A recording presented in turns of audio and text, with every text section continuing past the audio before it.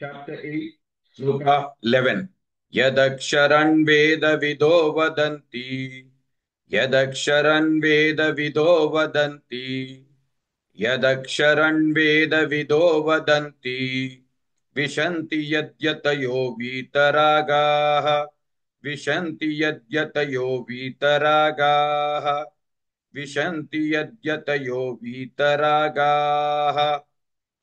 यदक्षरन् वेदविदो वदन्ति विशन्ति यद्यतयो वीतरागाः यदक्षरन् वेदविदो वदन्ति विशन्ति यद्यतयो वीतरागाः यदक्षरन् वेदविदो वदन्ति विशन्ति यद्यतयो वीतरागाः यदक्षरन् वेदविदो वदन्ति विशन्ति यद्यतयो वीतरागाः यदक्षरन् वेदविदो वदन्ति विशन्ति यद्यतयो वीतरागाः यदीचन्तो ब्रह्मचर्यं चरन्ति यदीचन्तो ब्रह्मचर्यं चरन्ति यदीचन्तो ब्रह्मचर्यं चरन्ति तत्ते पदं संग्रहेण प्रवक्ष्ये तत्ते पदं संग्रहेण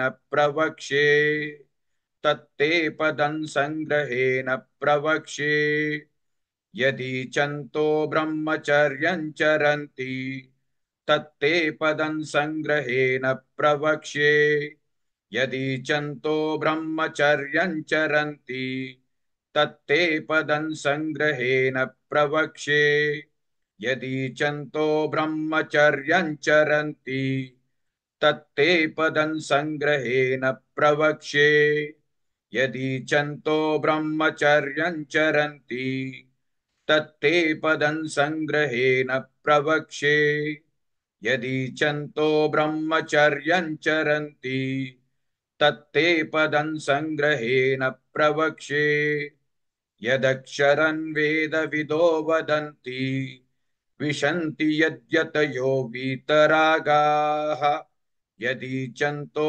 ब्रह्मचर्यं चरन्ति तत्ते पदं संग्रहेण प्रवक्ष्ये.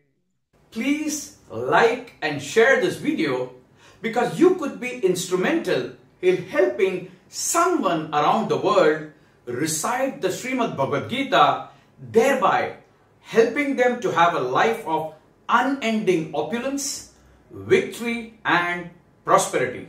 This is mentioned in chapter 18, sloka 78. Yes, don't forget to buy my book, Leadership Can Be Child's Play. Namaste.